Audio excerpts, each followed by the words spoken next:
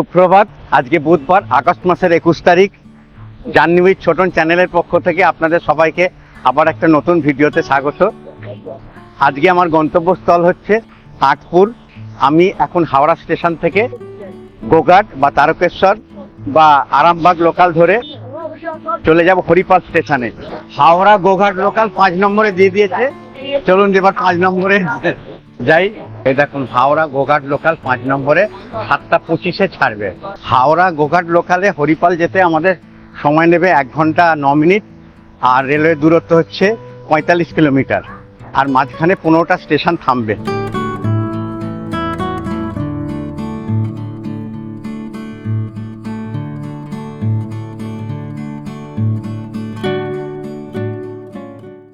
ট্রেনে উঠে গেলাম, মোটামুটি সিট পেয়ে গেছি।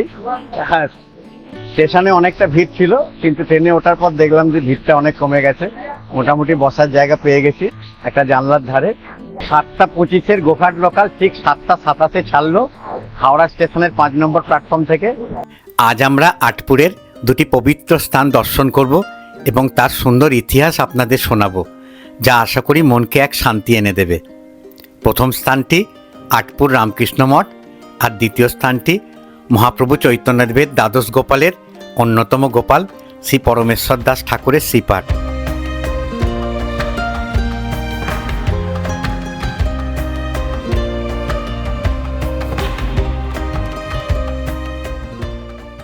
হরিপাল স্টেশনে নামলাম।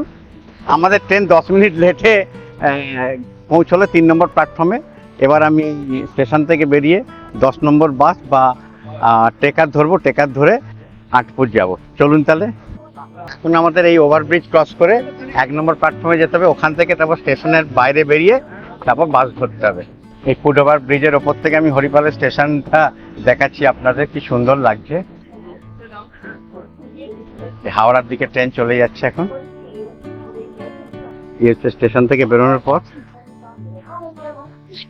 এই 1 নম্বর প্ল্যাটফর্ম থেকে বেরিয়ে সামনেই স্টেশন, দেখুন টিকিট কাউন্টার, এখান থেকে বেরোতে হবে।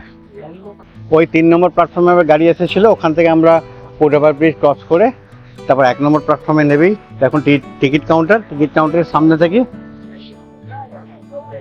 বাস এবং ট্রেকার পেয়ে যাব।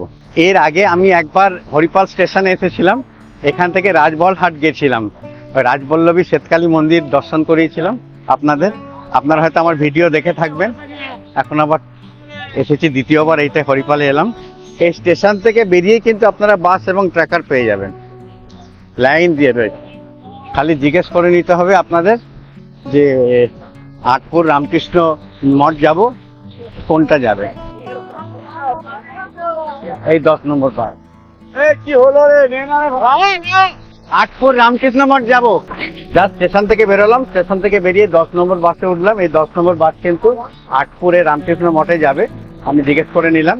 ভাড়া কত দাদা? 25 টাকা ভাড়া হচ্ছে, 25 টাকা। আর সময় কতক্ষণ নেবে মোটামুটি? মোটামুটি আধ ঘন্টা সময় নেবে বলছে। চলুন তাহলে রওনা হওয়া যায়।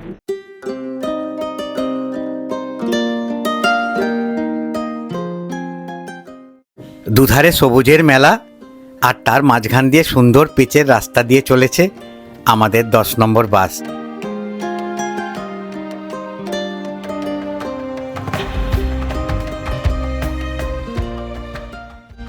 আপনারা যদি কলকাতা থেকে বাসে আসেন, তাহলে কলকাতা আরামবাগগামী বাসে এসে সামনে গজার মোড়ে নেবে, তারপর আমাদের এই 10 নম্বর বাসে উঠে রামকৃষ্ণ মঠে যেতে হবে।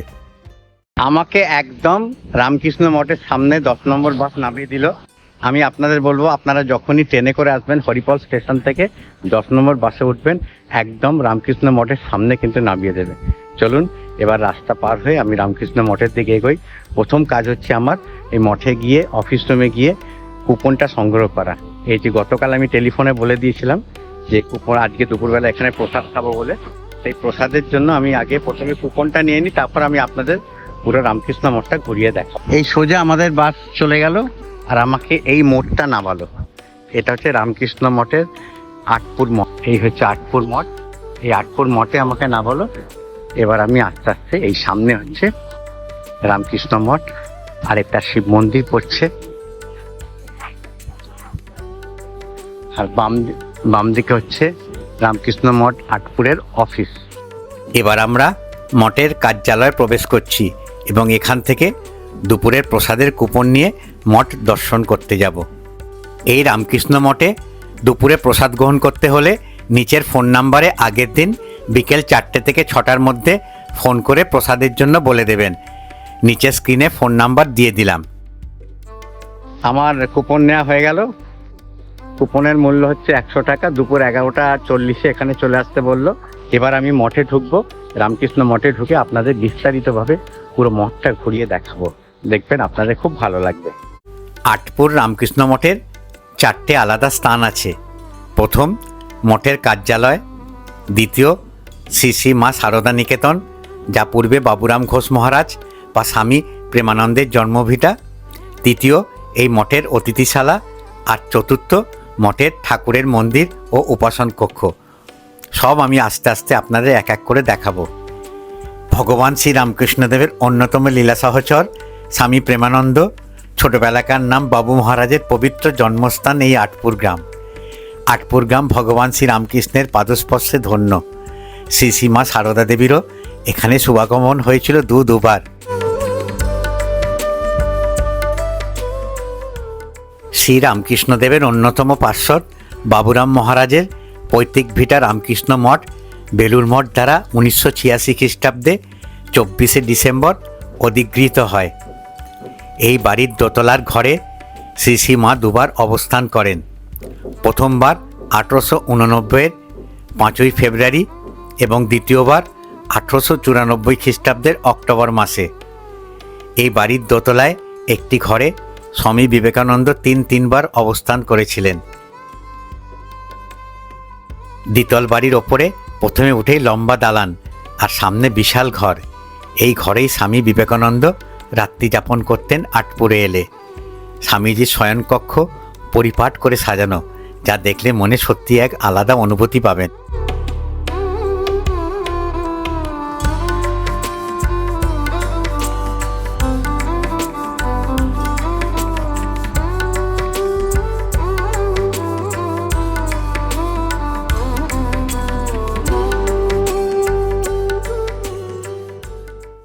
স্বামীজির শয়নকক্ষ থেকে একটু এগোলেই সামনে আরেকটি দালান।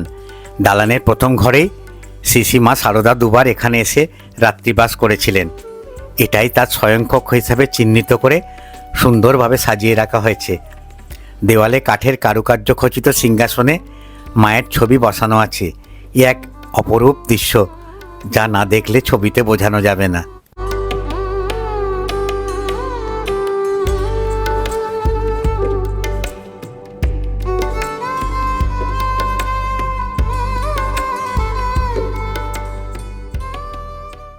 সারদা নিকেতন দর্শন করে এবার আমরা সেই পবিত্র স্থান দর্শন করব, যা ধ্বনি মণ্ডপ। এই সেই পবিত্র স্থান যেখান থেকে স্বামী বিবেকানন্দ সহ 3 রামকৃষ্ণের 9 জন অন্তরঙ্গ শিষ্য জগৎ ত্যাগ এবং সন্ন্যাস জীবন যাপনের চরম ব্রত গ্রহণ করেছিলেন।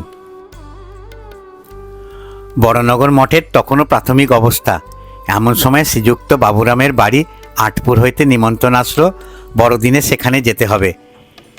নরেন্দ্র, বাবুরাম, শরৎ, শশী, তারক, কালী, নিরঞ্জন, গঙ্গাধর ও সারদা আটপুরে পৌঁছলেন। শ্রীরামকৃষ্ণের প্রেম ও জীবন এবং তাহার অর্পিত দায়ী এই 9 জনের অবিরাম আলোচনার বিষয় ছিল।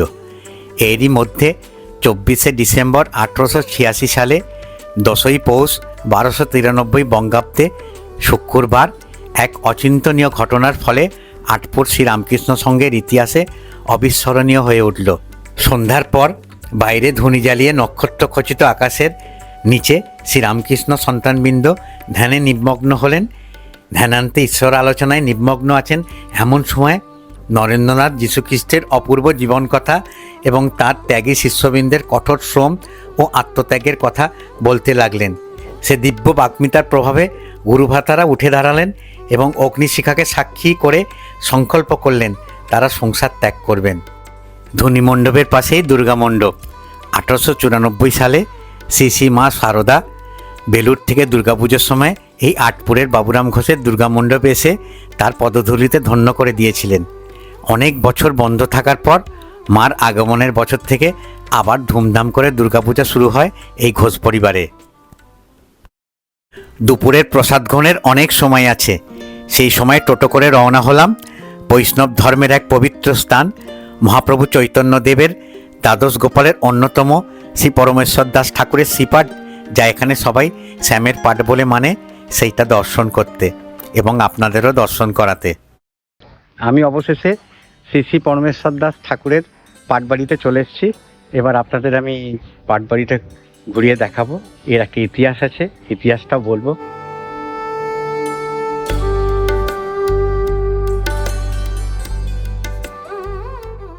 রামকৃষ্ণ মঠ থেকে প্রায় 1 কিলোমিটার দূরে শ্রী পরমেশ্বর দাস ঠাকুরের এই শ্রীপাঠ, যা বৈষ্ণব ভক্তদের এক পবিত্র স্থান। এটি 12টা শ্রীপাঠের অন্যতম একটি।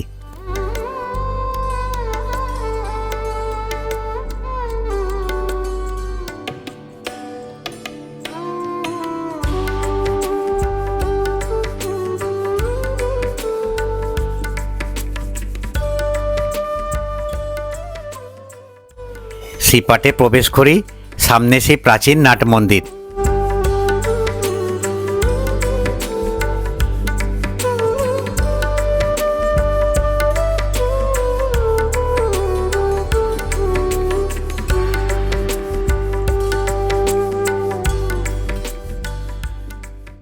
ডান দিকে একটি গলি, অপূর্ব তুলসী মঞ্চ, পাশে সেই প্রাচীন কুয়ো, যার শুদ্ধ জলে মন্দিরের সব কাজ হয়।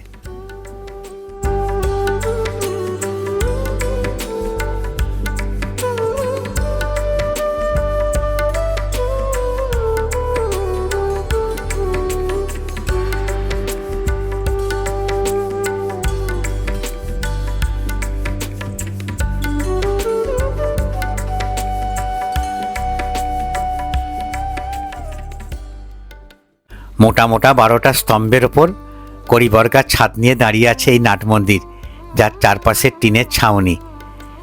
নাট মন্দিরের 4 দেওয়ালে অনেক মহাপুরুষের ছবি টাঙানো আছে। শ্রী পরমেশ্বর দাস ঠাকুর ছিলেন ভগবান শ্রী চৈতন্যর 12 জন খেলার সাথীর একজন। তিনি বর্ধমান কাটোয়ার এক সমৃদ্ধ পরিবারে জন্মগ্রহণ করেন। তিনি নিত্যানন্দ প্রভুর সরাসরি শিষ্য ছিলেন।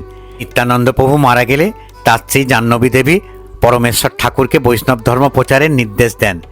শ্রী পরমেশ্বর ঠাকুর তার সাথে নিত্যানন্দ প্রভু কর্তৃক পূজিত রাধা গোপীনাথ জিউয়ের মূর্তিটি আটপুরে নিয়ে যান এবং যেখানে মূর্তিটি স্থাপন করা হয়েছিল সেখানে মন্দির নির্মাণ করেন এবং দেবতার নাম পরিবর্তন করে রাখেন শ্রী শ্যাম সুন্দর।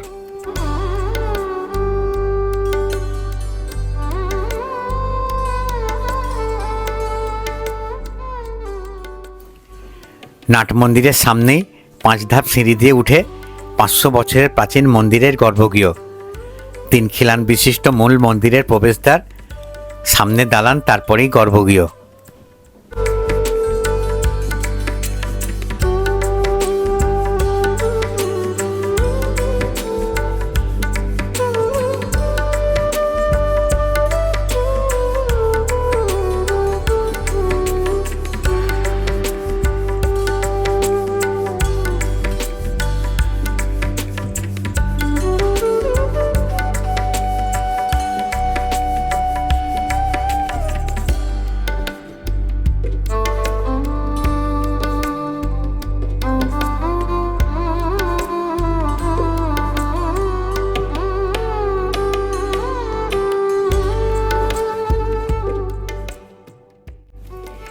এখানে একই বেদিতে পাশাপাশি বিরাজ করছেন রাধা কৃষ্ণ ও প্রভু বলরাম, যা অন্য কোনো মন্দিরে আপনারা দেখতে পাবেন না।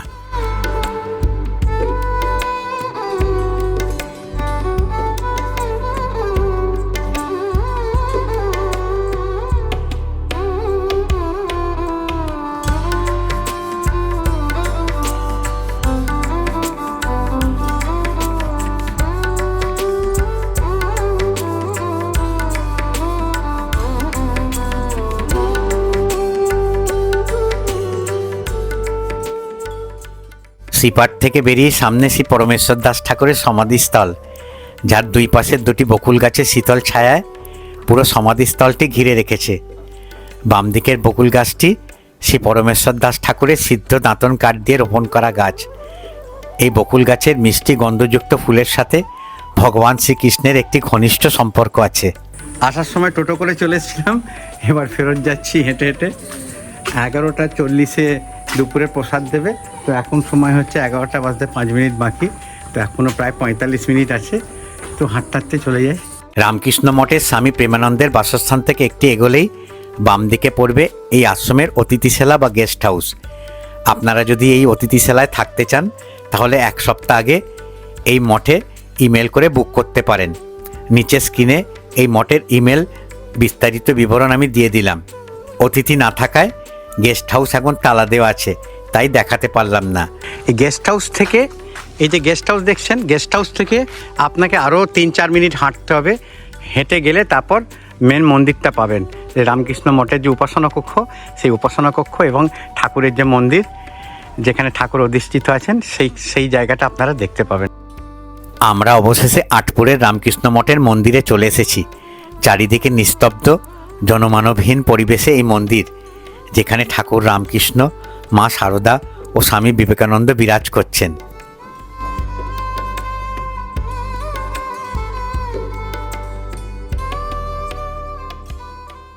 মন্দিরে প্রবেশ করে বিশাল উপাসনা কক্ষ, বাম পাশে কাঠের বাক্সে রাখা আছে ঠাকুরের চরণামৃত।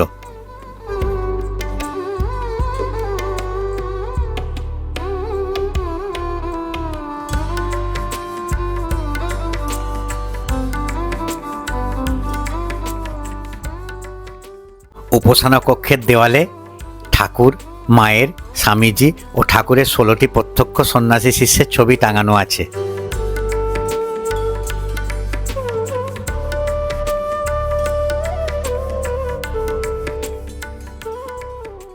ঠাকুরের ভোগ গ্রহণের পর মূল মন্দিরের দ্বার এক সেবায়েত খুলে দিলেন আমাদের দর্শনের জন্য।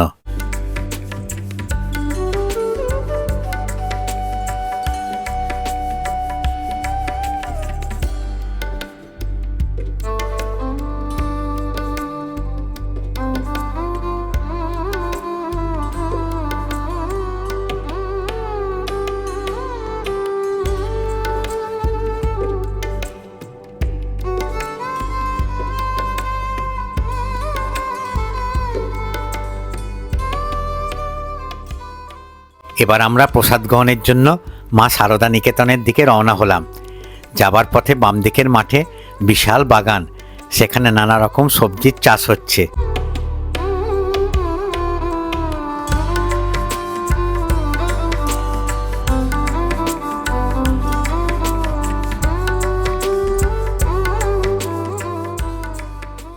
স্বামী প্রেমানন্দের বাসস্থানের প্রবেশের ডান দিকে বিশাল রন্ধনশালা। এখানে দুর্গাপূজা ও 24শে ডিসেম্বরে বিশাল ভক্তের সমাগম হয়, আর হাজার হাজার ভক্তদের প্রসাদের রান্না এখানে হয়।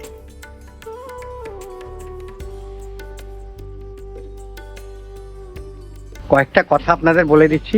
এখানে সুন্দর টয়লেটের ব্যবস্থা আছে। যারা বয়স্ক মানুষ আসবেন তাদের এখানে টয়লেটের কোনো অসুবিধা হবে না। কমোড সিস্টেম, ইন্ডিয়ান সিস্টেম সব রকমই আছে।